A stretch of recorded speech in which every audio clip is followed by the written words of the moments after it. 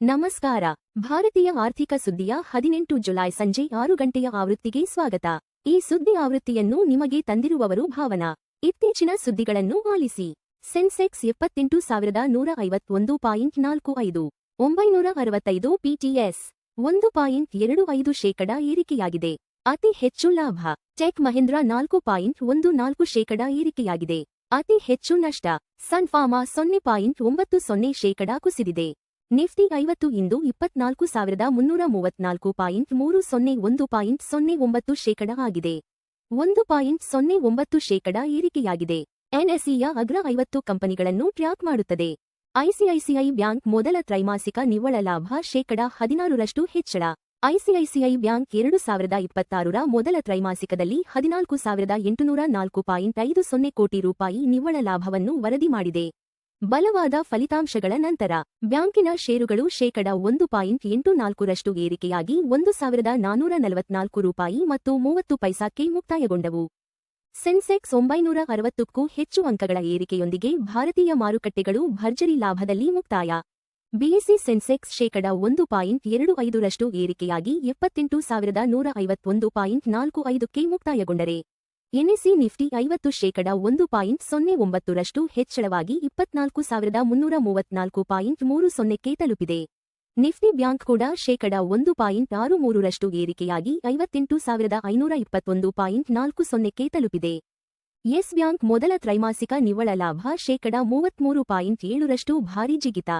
Yes bank April-June 2026ರ ತ್ರೈಮಾಸಿಕದಲ್ಲಿ ನಿವ್ವಳ ಲಾಭದಲ್ಲಿ ವರ್ಷದಿಂದ ವರ್ಷಕ್ಕೆ %33.7 ಜಿಗಿತವನ್ನು ವರದಿ ಮಾಡಿದೆ. ಈ ಅವಧಿಯಲ್ಲಿ ಖಾಸಗಿ ಸಾಲದಾತರ ಕಾರ್ಯಾಚರಣೆಯ ಲಾಭವು %25.5 ಬೆಳೆದಿದೆ. ಆರ್ಬಿಎಲ್ ಬ್ಯಾಂಕ್ ಮತ್ತು ಐಡಿಬಿಐ ಬ್ಯಾಂಕ್ ಬಲವಾದ ಮೊದಲ ತ್ರೈಮಾಸಿಕ ಲಾಭ ವರದಿ.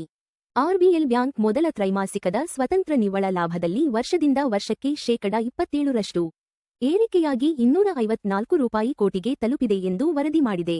ಇದೇ ವೇಳೆ ಐಡಿಬಿಐ ಬ್ಯಾಂಕ್ ನಿವ್ವಳ ಲಾಭದಲ್ಲಿ %5 ಬೆಳವಣಿಗೆಯೊಂದಿಗೆ ₹2,115 ಕೋಟಿ ದಾಖಲಿಸಿದೆ. 2026ರ ಭಾರತದ ಅತಿ ದೊಡ್ಡ ಐಪಿಒಗೆ $31 ಬಿಲಿಯನ್ ಮೌಲ್ಯದ ಭಾರೀ ಬಿಡ್ ಸಲ್ಲಿಕೆ. ಭಾರತದ ಅತಿ ದೊಡ್ಡ ಆಸ್ತಿ ನಿರ್ವಹಣಾ ಸಂಸ್ಥೆಯಾದ ಎಸ್ಬಿಐ ಫಂಡ್ಸ್ ಮ್ಯಾನೇಜ್ಮೆಂಟ್ ಐಪಿಒ ಸಾಂಸ್ಥಿಕ ಹೂಡಿಕೆದಾರರ ಭಾರೀ ಆಸಕ್ತಿಯೊಂದಿಗೆ ಮುಕ್ತಾಯಗೊಂಡಿದೆ. ಬಿಡ್ಡಿಂಗ್ ಮುಕ್ತಾಯದ ವೇಳೆಗೆ ಈ ಸಾರ್ವಜನಿಕ ಕೊಡುಗೆಯು $31 ಬಿಲಿಯನ್ ಮೌಲ್ಯದ ಬಿಡ್ಗಳನ್ನು ಪಡೆದುಕೊಂಡಿದೆ. ಪಶ್ಚಿಮ ಏಷ್ಯಾ ಸಂಘರ್ಷ ಮತ್ತು ದುರ್ಬಲ ಮುಂಗಾರು ಆರ್ಥಿಕತೆಗೆ ಅಪಾಯ ಎಂದ ಆರ್ಬಿಐ ಗವರ್ನರ್. ಪಶ್ಚಿಮ ಏಷ್ಯಾದ ಭೌಗೋಳಿಕ ರಾಜಕೀಯ ಉದ್ವಿಗ್ನತೆ ಮತ್ತು ದುರ್ಬಲ ಮುಂಗಾರು ಭಾರತೀಯ ಆರ್ಥಿಕತೆಗೆ ಪ್ರಮುಖ ಅಪಾಯಗಳು ಎಂದು ಆರ್ಬಿಐ ಗವರ್ನರ್ ಮಲ್ಹೋತ್ರಾ ಎಚ್ಚರಿಸಿದ್ದಾರೆ. ಬಲವಾದ ಯುಎಸ್ ಡಾಲರ್ ನಡುವೆಯೂ ಭಾರತೀಯ ರೂಪಾಯಿ %0.39 ಕುಸಿದು 96.28ಕ್ಕೆ ಸ್ಥಿರವಾಗಿ ಮುಕ್ತಾಯಗೊಂಡಿದೆ. ಎನ್ಟಿಪಿಸಿ-ಎನ್ಪಿಸಿಐಎಲ್ ಜಂಟಿ ಉದ್ಯಮದಿಂದ 28,000 ಕೋಟಿ ರೂಪಾಯಿ ಪರಮಾಣು ವಿದ್ಯುತ್ ಸ್ಥಾವರ ಟೆಂಡರ್. ಜಂಟಿ ಉದ್ಯಮವು ರಾಜಸ್ಥಾನದಲ್ಲಿ ಹೊಸ ಪರಮಾಣು ವಿದ್ಯುತ್ ಸ್ಥಾವರಕ್ಕಾಗಿ ಬಿಡ್ಗಳನ್ನು ಆಹ್ವಾನಿಸಿದೆ. ಇದು ಸಂಪೂರ್ಣವಾಗಿ ಸರ್ಕಾರಿ ಸ್ವಾಮ್ಯದಲ್ಲದ ಭಾರತದ ಮೊದಲ ಪರಮಾಣು ಸ್ಥಾವರವಾಗಿದೆ. ಎನ್ಟಿಪಿಸಿ ಷೇರುಗಳು %0.18 ಕುಸಿದು ₹341.85ಕ್ಕೆ ಮುಕ್ತಾಯಗೊಂಡವು. ಕಚ್ಚಾ ತೈಲ ಬೆಲೆ %4ಕ್ಕಿಂತ ಹೆಚ್ಚು ಜಿಗಿತ. ಚಿನ್ನ ಮತ್ತು ಬೆಳ್ಳಿ ಏರಿಕೆ. ಜಾಗತಿಕ ಉದ್ವಿಗ್ನತೆಯ ನಡುವೆ ಕಚ್ಚಾ ತೈಲ ಬೆಲೆ $4.48 ಜಿಗಿದು ಪ್ರತಿ ಬ್ಯಾರೆಲ್ಗೆ $82.49ಗೆ ತಲುಪಿದೆ. ಚಿನ್ನದ ಬೆಲೆ ಪ್ರತಿ ಟ್ರಾಯ್ ಔನ್ಸ್ಗೆ $4,012.70ಗೆ ಏರಿಕೆಯಾದರೆ ಬೆಳ್ಳಿ %0.25 ಹೆಚ್ಚಳವಾಗಿ ಪ್ರತಿ ಟ್ರಾಯ್ ಔನ್ಸ್ಗೆ $56.04ಗೆ ತಲುಪಿದೆ. ಎಫ್ಡಿ ಬಡ್ಡಿದರಗಳು ₹3 ಕೋಟಿಗಿಂತ ಕಡಿಮೆ. Kotak Mahindra bank 7.30%, bank of Baroda 7.15%, Punjab national bank 7.10%, HDFC bank 6.60%. ಚಿನ್ನ $4,012 ಮತ್ತು 70 ಸೆಂಟ್ $0.68 ಪ್ರತಿ ಟ್ರಾಯ್ ಔನ್ಸ್ಗೆ. ಅಂದಾಜು ಸಮ $1,24,209 ಪ್ರತಿ 10 ಗ್ರಾಂಗೆ. ಚಿನ್ನದ ಬೆಲೆ $0.68 ಏರಿಕೆಯಾಗಿದೆ.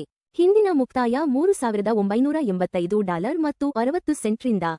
ಚಿನ್ನದ ಬೆಲೆಗಳು ಜಾಗತಿಕ ಬೇಡಿಕೆ, ಡಾಲರ್ ಬಲ ಮತ್ತು ಹಣದುಬ್ಬರ ನಿರೀಕ್ಷೆಗಳನ್ನು ಪ್ರತಿಬಿಂಬಿಸುತ್ತವೆ. ಬೆಳ್ಳಿ $56 ಮತ್ತು 4 ಸೆಂಟ್ $0.25 ಪ್ರತಿ ಟ್ರಾಯ್ ಔನ್ಸ್ಗೆ. ಅಂದಾಜು ಸಮ $1,735 ಪ್ರತಿ 10 ಗ್ರಾಂಗೆ. ಬೆಳ್ಳಿ ಬೆಲೆ $0.25 ಏರಿಕೆಯಾಗಿದೆ. ಹಿಂದಿನ ಮುಕ್ತಾಯ $55 ಮತ್ತು 90 ಸೆಂಟ್ರಿಂದ. ಬೆಳ್ಳಿ ಬೆಲೆಗಳು ಕೈಗಾರಿಕಾ ಬೇಡಿಕೆ, ಸೌರಶಕ್ತಿ ಮತ್ತು ಕೇಂದ್ರ ಬ್ಯಾಂಕ್ ನೀತಿಗಳೊಂದಿಗೆ ಸಂಬಂಧ ಹೊಂದಿವೆ. WTI ಕಚ್ಚಾ ತೈಲ $82 ಮತ್ತು 49 ಸೆಂಟ್ 4.48% ಪ್ರತಿ ಬ್ಯಾರೆಲ್ಗೆ ವಹಿವಾಟು ನಡೆಸುತ್ತಿದೆ. ತೈಲ ಬೆಲೆ 4.48% ಏರಿಕೆಯಾಗಿದೆ. ಹಿಂದಿನ ಮುಕ್ತಾಯ $78 ಮತ್ತು 95 ಸೆಂಟ್ರಿಂದ. ಕಚ್ಚಾ ತೈಲ ಬೆಲೆಗಳು ಭಾರತದ ಇಂಧನ ವೆಚ್ಚ ಮತ್ತು ಹಣದುಬ್ಬರವನ್ನು ಗಣನೀಯವಾಗಿ ಪ್ರಭಾವಿಸುತ್ತವೆ. US $96 ಮತ್ತು 28 ಸೆಂಟ್ 0.39%ಗೆ ಭಾರತೀಯ ರೂಪಾಯಿ ವಿರುದ್ಧ ವ್ಯಾಪಾರವಾಗುತ್ತಿದೆ.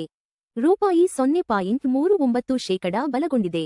ಹಿಂದಿನ ಮುಕ್ತಾಯ $96 ಮತ್ತು 65 ಪೈಸಾರಿಂದ. ದುರ್ಬಲ ರೂಪಾಯಿ ಆಮದು ವೆಚ್ಚವನ್ನು ಹೆಚ್ಚಿಸುತ್ತದೆ, ಆದರೆ ಐಟಿ ಮತ್ತು ಫಾರ್ಮಾ ರಫ್ತುದಾರರಿಗೆ ಪ್ರಯೋಜನವಾಗುತ್ತದೆ. LPG ಸಿಲಿಂಡರ್ ಬೆಲೆಗಳು ಪ್ರಮುಖ ನಗರಗಳು.